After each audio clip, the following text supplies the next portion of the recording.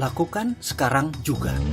Dalam pemrograman pikiran bawah sadar, ada satu kunci yang harus difahami dalam cara kerja otak. Software pikiran itu hanya mengenal kalimat sekarang atau present tense. Otak kecil manusia yang di belahan dalam atau di amigdala yang membuat pemrograman tidak mengenal kata akan, tidak mengenal kata seandainya, tidak mengenal kata-kata mudah-mudahan, nanti, dan sejenisnya. Yang mereka kenal adalah kekinian. Jadi, kerjakan apapun sekarang, seakan-akan Anda sudah memiliki. Saya ulangi lagi, apapun yang Anda percayai dan inginkan dalam pikiran, Anda ulang berkali-kali bahwa Anda sudah di sana atau Anda sudah memilikinya. Pilihan kaya cepat dengan kaya perlahan memiliki cara memulai yang berbeda. Cara memulai menentukan kemakmuran Anda. Kemakmuran merupakan skill yang harus dipraktekkan dengan pengalaman dikumpulkan jam terbangnya. Seperti keterampilan berenang. Belajar tahap awalnya adalah menceburkan diri ke air, lalu belajar mengambang, lalu kepala di atas air, lalu gerakannya sembarang, pokoknya kepala di atas air. Dan untuk masuk ke air, Anda membutuhkan satu buah modal, yaitu berani. Jadi modalnya apa? Berani tok. Dalam bisnis, modal pertama juga sama, yaitu berani, bukan uang. Jadi kalau Anda mengatakan saya tidak ada uang buat modal, Anda memiliki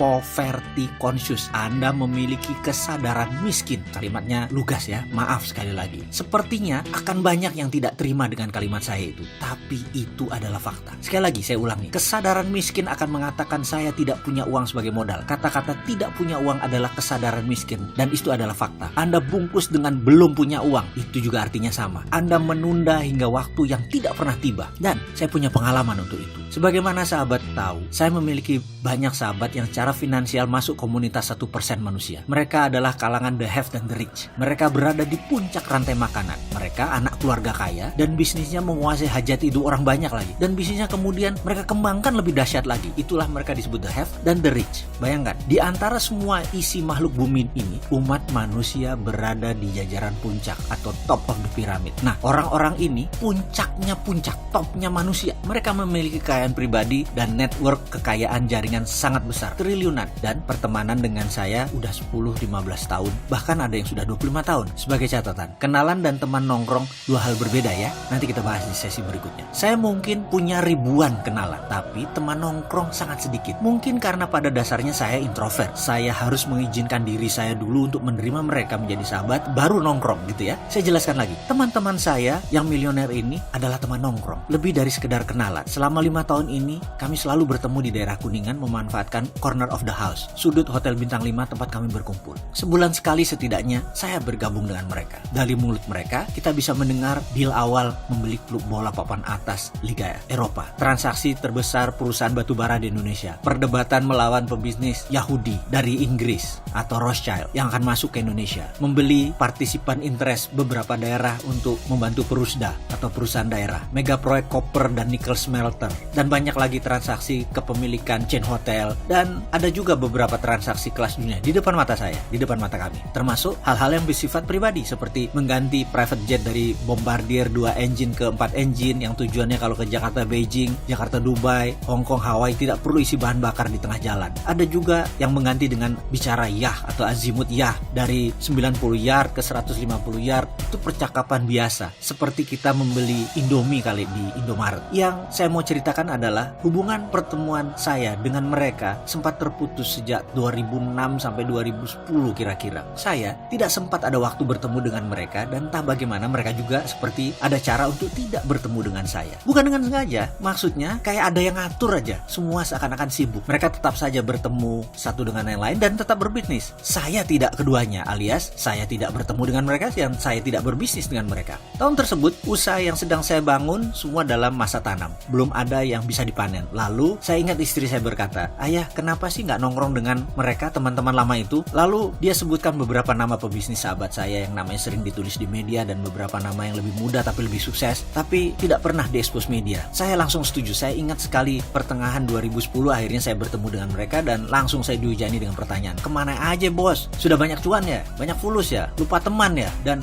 macam-macam gurauan lain yang intinya mengingatkan saya jangan lakukan itu lagi, tidak silaturahmi, tidak memanjangkan saling ngobrol ngalor ngidul. Dan saya ada merasa janggal, kok saya merasa nggak pas ya di situ. Saya heran hari itu. Setelah 2 jam di sana saya merasa ada yang nggak masuk. Saya pun pamit. Kali berikutnya saya hadir lagi bulan depannya. Saya juga merasa nggak nyaman. Bulan berikutnya saya ulangi lagi. Saya merasa nggak nyaman. Hadir di pertemuan saya terasa asing. Akhirnya saya mundur. Setelah 4 kali datang dalam beberapa bulan ke depannya, saya merasa nggak sreg. Saya tidak hadir lagi selama 2 bulan berikutnya. Di sini istri saya ngeh. Ayah kok nggak ke Four Seasons lagi sih? Tanyanya. Saya jawab, males ternyata aku di sana nggak cocok lagi. Kayaknya udah beberapa kali kayak orang asing, nggak nyaman deh di sana. Entah kesambet apa, istri saya toto ceramah. Ayah denger ya, ini pendapat aku loh. Ayah itu mengajari banyak orang dan paling banyak adalah mengajari tentang mindset. Ayah tahu nggak kenapa ayah nggak cocok bergabung dengan mereka? Itu karena mindset ayah miskin, vibrasi ayah itu miskin, getaran mereka kaya semua, vibrasi mereka makmur. Jelas aja ayah nggak cocok di sana. Gimana sih? Kan ayah sendiri yang ngajari untuk membuat mindset kaya. Ubah dong vibrasinya. Saya mendengar kata-kata itu seperti kesetrum. Bener juga, kata saya dalam hati. Rekening mereka itu bukan 12 digit atau triliunan, bahkan ada yang 13 digit. Itu personal wealth loh, kekayaan pribadi mereka. Kalau mereka hanya memiliki 40% dari sebuah perusahaan, artinya perusahaan mereka yang kapitalnya 13-14 digit, ya duit mereka 12 digit juga. Perkataan istri saya tadi kena sekali di saya. Kesadaran saya masih miskin, seenggaknya di level perbandingan dengan mereka. Saya akui, saya terima, dan saya buktikan lagi dengan datang sekali lagi. Benar saja, saya merasa tidak nyaman. Berbicara mereka tentang mobil, bicara tentang materi, membuat saya tidak nyaman. Tapi saya terus melihat kembali apa yang sedang terjadi. Saya terus tetap datang, tapi dengan tingkat awareness berbeda. Saya mengecek di mana ketidaknyamanan saya. Bicara hal-hal materi ternyata saya merasa risih. Seakan-akan mereka sedang pamer, seakan-akan mereka menyombongkan keduniawian, dan saya tidak suka. Namun saya perhatikan terus perasaan saya waktu mereka bicara banyak hal. Ternyata mereka bicara tidak ada kesan sombong atau vibrasi pamer. Lalu kenapa saya nggak nyaman ya? Mereka memberi barang 10 miliar, hanya merupakan 0, sekian dari harta mereka. Sementara banyak orang membelanjakan 1 juta saja udah merupakan 30% pendapatan mereka. Pulang dari pertemuan yang membuat saya tidak nyaman tersebut, saya mendapatkan satu hal. Ternyata saya punya kesadaran miskin, titik. Nggak usah dibungkus dengan basa-basi. Saya putuskan sejak malam itu, saya mulai harus merubah platform saya berpikir dan bertindak. Saya harus lakukan setiap hari, setiap saat. Saya tanam program baru. Sangat ekstrim cara saya menanamnya, dan saya tahu sekali cara menanamnya. Bahkan saya sampai nggak percaya atau seram atau takut sama pondasi yang saya buat pada saat itu, pemrograman yang saya lakukan. Namun saya udah tekad bulat. Saya letakkan software baru tentang kemakmuran. Ini ilmu praktek, bukan ilmu teori. Jadi saya tidak bisa menuliskan atau saya tidak bisa menceritakan caranya untuk Anda sampai Anda mengikuti video ini seterusnya. 2 bulan saya melakukan itu. Sampai saya hafal karena masuk ke subsistem saya yang paling bawah. Akhirnya saya percaya diri, yakin seyakin-yakinnya bahwa saya adalah mereka, saya sama dengan mereka, saya lebih dari mereka. Lalu saya kontak beberapa sahabat bertanya, kapan ngumpul? Yang dijawab, ada nih malam ini. Saya melihat jadwal saya, ternyata sampai pukul 18 saya masih ada tamu, sementara jam segituan biasanya sudah kumpul. Saya baru datang jam 19. Malam ini hadir luar biasa banyaknya, biasanya 7-10 orang. Malam itu ada 30 orang yang hadir, seakan-akan semua teman kita hadir. Kehadiran saya yang paling akhir membuat posisi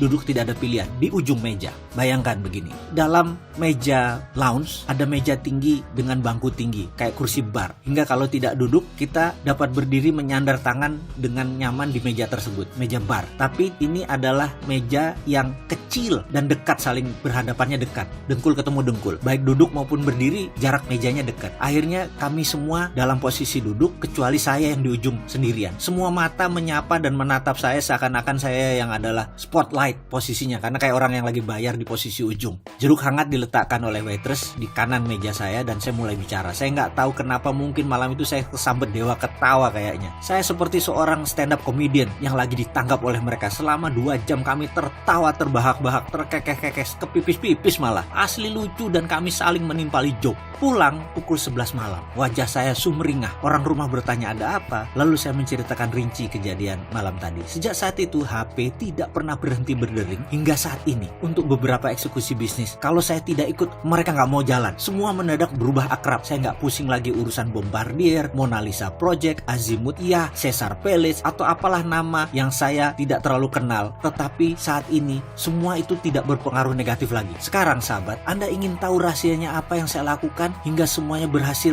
positif? Ikuti video selanjutnya.